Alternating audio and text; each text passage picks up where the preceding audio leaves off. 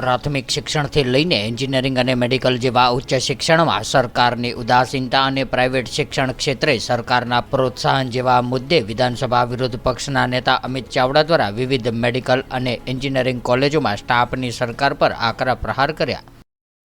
એક તરફ વિકાસના બણગા ફૂંકતી આ ડબલ એન્જિનની સરકારના શાસનમાં ગુજરાતના ગ્રામ્ય વિસ્તારમાં એ પીએચસી હોય, સીએચસી હોય કે સરકારી હોસ્પિટલો હોય, દરેક જગ્યાએ મોટા પ્રમાણમાં ડૉક્ટરોની ઘટ છે।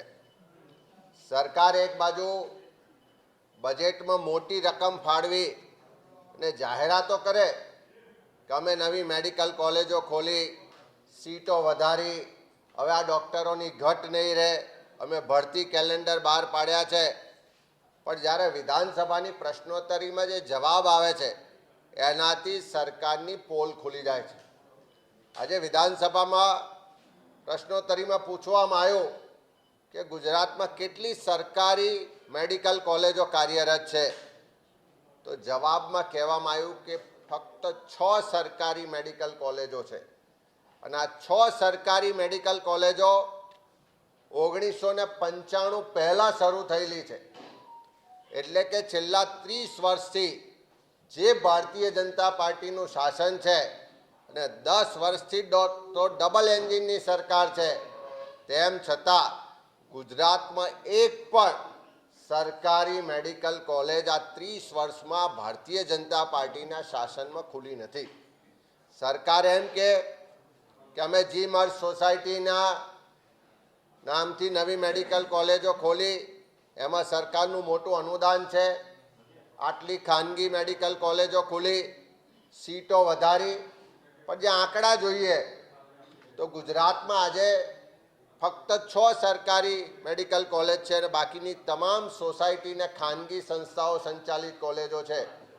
કુલ બેઠકો જે સ્નાતક કક્ષાની છે 7050 છે, એમાંથી સરકારી મેડિકલ કોલેજોમાં સ્નાતકની બેઠકો ફક્ત 1400 છે। કહેવાનો મતલબ કે ફક્ત 19% બેઠકો સરકારી મેડિકલ કોલેજોમાં છે અને 80% બેઠકો સોસાયટી અને ખાનગી સંચાલિત મેડિકલ કોલેજોમાં છે। આ સરકારી ને સોસાયટી કે ખાનગીનો ફરક શું છે, ભેદ શું છે, કેવી રીતે ગુજરાતના લોકો લૂંટાઈ રહ્યા છે?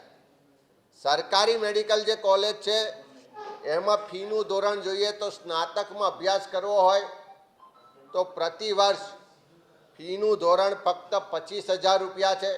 એટલે કે કોંગ્રેસના શાસનમાં જે મેડિકલ કોલેજો ખુલી એમાં ડૉક્ટર બનવું હોય, MBBS કરવું હોય તો તમારે 25,000 રૂપિયામાં એક વર્ષની ફી થાય। અનુસ્નાતક થવું હોય તો સરકારી મેડિકલ કોલેજો જે કોંગ્રેસના શાસનમાં ખુલી એમાં ફક્ત 30,000 રૂપિયા ફી ભરવી પડે અનુસ્નાતક માટે, અને ભાજપના શાસનમાં જે મેડિકલ કોલેજો ખોલી એમાં સરકાર એમ કહે છે કે અમારા સહાય અનુદાનથી અમે જી-મર્જ સોસાયટીના નામથી મેડિકલ કોલેજો ખોલી, એમાં કેટલી ફીનું ધોરણ, તો કે 3,30,000 રૂપિયા સ્નાતક, અને એમાં પણ સરકારી કોટાની જે સીટો છે એના માટે, જે મેનેજમેન્ટ કોટાની સીટો છે એમાં તો 10 લાખ રૂપિયા। એટલે કોંગ્રેસના વખતમાં ખોલેલી મેડિકલ કોલેજમાં સ્નાતક થવું હોય તો તમારા બાળકને ફક્ત 25,000 રૂપિયા વર્ષે ભરવા પડે, અને આ ભારતીય જનતા પાર્ટીની સરકારમાં જે મેડિકલ કોલેજો જે સરકાર સંચાલિત છે એમાં ભણવું હોય તો સ્નાતક થવા માટે સરકારી કોટામાં 3,30,000 રૂપિયા પ્રતિ વર્ષ અને મેનેજમેન્ટ કોટામાં લેવા જાઓ તો 10 લાખ રૂપિયા પ્રતિ વર્ષ છે।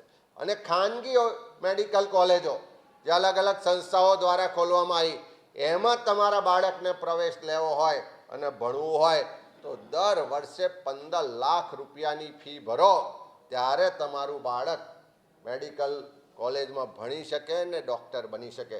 એટલે કે કોંગ્રેસે ગરીબ સામાન્ય લોકો ગુજરાતીઓની ચિંતા કરી અને સરકારી મેડિકલ કોલેજ ખોલી, જેમાં 25,000 રૂપિયામાં વર્ષે તમારું બાળક ડૉક્ટર થઈ શકે, અને આ સરકાર વિકાસના બણગા ફૂંકે છે, તમારા મારા પરસેવાના ટેક્સના પૈસાઓથી ઉત્સવ તાઇફા કરે છે, પણ સરકારી કોલેજ નથી ખોલતા અને એના કારણે બાળકને આજે 3 લાખથી લઈને 15 લાખ રૂપિયા વર્ષે ચૂકવવા પડે છે.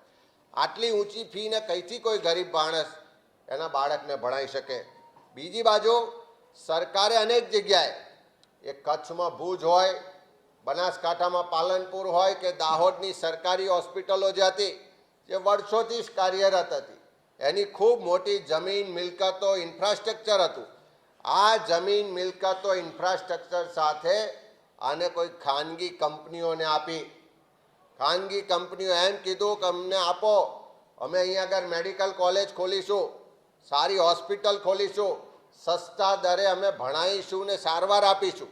પણ આજે જવાબમાં જે હકીકતો જોવા મળી કે આપણી સરકારી બિલ્ડિંગો, આપણી જમીન, આપણે સગવડો આપી કે ઓછા ફી લઈને સારી સારવાર મળશે, શિક્ષણ મળશે, પણ એના જવાબ પણ મળ્યા છે કે ભુજ હોય, બનાસકાંઠા હોય કે દાહોદ હોય કે બીજી સંસ્થાઓ, જે ખાનગી સંસ્થાઓ મેડિકલ કોલેજ ચલાવે છે, આપણે આપેલી જમીન, બિલ્ડિંગો, તેમ છતાં એની ફી કેટલી?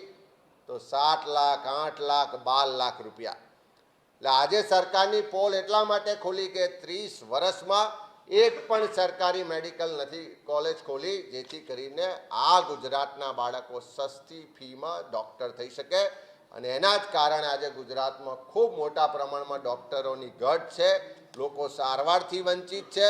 અને આ મેડિકલ કોલેજ, હાયર એજ્યુકેશનના નામે સરકારે જે ખાનગી સંસ્થાઓને લૂંટવાનો પરવાનો આપ્યો હોય, એવો આજે આ જવાબમાંથી સ્પષ્ટ ફળીભૂત થાય છે.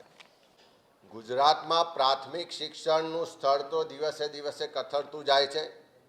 કરોડો રૂપિયા શિક્ષણ પાછળ બજેટ ફાળવ્યા પછી પણ આજે ખાનગી શાળામાં શિક્ષકો નથી, ઓરડાઓની ઘટ છે, ગુણવત્તાયુક્ત શિક્ષણ નથી મળતું. માધ્યમિક શાળાઓ, એમાં પણ મોટા પ્રમાણમાં મહેકમની શિક્ષકોની ઘટ છે. જે પ્રાથમિક, માધ્યમિક અને ઉચ્ચ માધ્યમિક શિક્ષણ સરકારની જવાબદારી છે કે બજેટ ફળવાય તો એનો મોટો હિસ્સો સરકારે આ શૈક્ષણિક સંસ્થાઓના સાર સંભાળને એમાં એનું મહેકમ ભરાય એના માટે ખર્ચ કરવાનો હોય છે. પણ આજે પ્રશ્નોત્તરીમાં જે જવાબ મળ્યો છે, એનાથી ફરી આ સરકારની જે વાહવાહી ને જાહેરાતો વાળું બજેટ છે, નીતિ છે, એની પોલ ખુલી છે. પ્રશ્ન પૂછવામાં આવ્યો અમારા સભ્ય અરવિંદભાઈ લાડાણી દ્વારા કે ગુજરાતમાં કેટલી સરકારી એન્જિનિયરિંગ કોલેજો કાર્યરત છે? તો સામે સરકારે જવાબ આપ્યો કે 16. ગુજરાતના 33 જિલ્લા છે, 8 મહાનગરો છે, પણ ફક્ત 16 જિલ્લાઓમાં સરકારી એન્જિનિયરિંગ કોલેજ છે. આજે 30 વર્ષથી શાસન કરતા ભારતીય જનતા પાર્ટીની સરકાર 10 વર્ષથી ડબલ એન્જિનની સરકાર છે.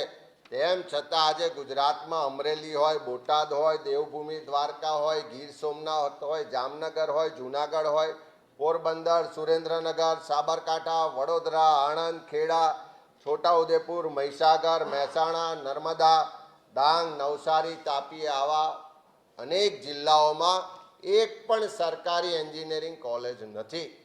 અને એના કારણે આપણા બાળકોને એન્જિનિયર થવું હોય તો ખાનગી કોલેજોમાં જવું પડે, લાખો રૂપિયાની ફી ચૂકવવી પડે.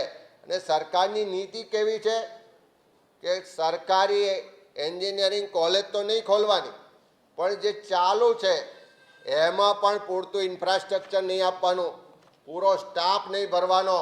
અને એના કારણે ધીમે ધીમે આ કોલેજમાંથી વિદ્યાર્થીઓ પલાયન થઈને ખાનગી કોલેજોમાં જાય, એવું એક વ્યવસ્થિત ષડયંત્ર ખાનગીકરણને પ્રોત્સાહન આપવાનું ચાલી રહ્યું છે. તમે જુઓ કે કોલેજો તો નથી ખોલી, પણ જે 16 કોલેજો ચાલે છે એમાં કેટલું મંજૂર મહેકમ છે ને કેટલી જગ્યાઓ ભરેલી છે એવો જ્યારે પ્રશ્ન પૂછ્યો તો આ 16 સરકારી કોલેજોમાં વર્ગ 1ની મંજૂર મહેકમ છે, એની સામે વર્ગ 1નું 534 મંજૂર મહેકમ છે. એની સામે ખાલી જગ્યાઓ કેટલી છે? તો 316 ખાલી છે. એટલે 534માંથી 316 જગ્યાઓ ખાલી છે. લગભગ 60% જગ્યાઓ વર્ગ 1ની આ સરકારી કોલેજોમાં ખાલી છે. વર્ગ 2ની જે કુલ જગ્યાઓ છે મંજૂર 1467 છે, એમાંથી 193 જગ્યાઓ ખાલી છે. એટલે લગભગ 14% જેટલી જગ્યાઓ ખાલી છે. વર્ગ 3ની જે મંજૂર જગ્યાઓ છે 475, એમાંથી 300 જગ્યાઓ ખાલી છે. એટલે કે 55% જગ્યાઓ વર્ગ 3ની ખાલી છે. અને વર્ગ 4ની જગ્યાઓ મંજૂર મહેકમ છે 260નું, એમાં ખાલી જગ્યાઓ છે 201. એટલે 77% જગ્યાઓ વર્ગ 4ની ખાલી છે. એક બાજુ કોલેજો નથી ખોલતા, એક બાજુ જૂની સરકારોએ ખોલેલી સરકારી એન્જિનિયરિંગ કોલેજો તમને આપી છે વારસામાં, એ કોલેજોમાં ભરતી નથી કરતા. બીજી બાજુ અમે ભરતી કેલેન્ડર બનાવ્યું છે, દર વર્ષે ભરતી કરીએ છીએ એવી વાતો કરો છો, પણ અમે વિધાનસભામાં રેકોર્ડ પર પ્રશ્નોત્તરીના ગયા વર્ષના જવાબ પણ બતાવ્યા કે ગયા વર્ષે એટલે કે 2022માં જેટલી ખાલી જગ્યાઓ હતી એના કરતાં 2023માં વધી છે. જો તમે ભરતી કેલેન્ડર મુજબ ભરતી કરી હોય તો ઘટવી જોઈએ, એના બદલે વધી છે. એટલે આ સરકાર નથી સરકારી કોલેજો ખોલતી કે નથી સરકારી કોલેજમાં પૂરતો સ્ટાફ આપતી, અને એના કારણે ધીમે ધીમે આ કોલેજોમાંથી વિદ્યાર્થીઓ ખાનગી કોલેજોમાં જાય અને એમના માનીતા મળતિયાઓની ખાનગી કોલેજો વેપાર કરે, નફો કરે, અને આ સરકારી કોલેજો ધીમે ધીમે બંધ થાય એવું એક વ્યવસ્થિત આયોજનપૂર્વકનું ષડયંત્ર આ સરકાર દ્વારા ચાલી રહ્યું છે. અને એટલા જ માટે જે મોંઘું શિક્ષણ થયું છે એને આ સરકાર ડાયરેક્ટ રીતે પ્રોત્સાહન આપતી હોય એવું આ પ્રશ્નોના જવાબ પરથી સ્પષ્ટ ફલિત થાય છે. એક બાજુ ગુજરાતમાં ભણેલા ગણેલા લાખો લોકો બેરોજગાર છે, એ સરકારી ભરતીની તૈયારી માટે વર્ષોથી મહેનત કરે છે, અને બીજી બાજુ સરકાર આટલી બધી જગ્યાઓ ખાલી હોવા છતાં ભરતી નથી કરતી. એક બાજુ બેરોજગાર ગુજરાતના યુવાનોને અન્યાય કરે છે, અને મોંઘું શિક્ષણ લેવા માટે, ઊંચી ફી ભરવા માટે ગુજરાતના વિદ્યાર્થીઓને, વાલીઓને મજબૂર કરે છે. એવો આ સરકારનો વહીવટ છે એવું આના પરથી સ્પષ્ટ ફલિત થાય છે. Thank you.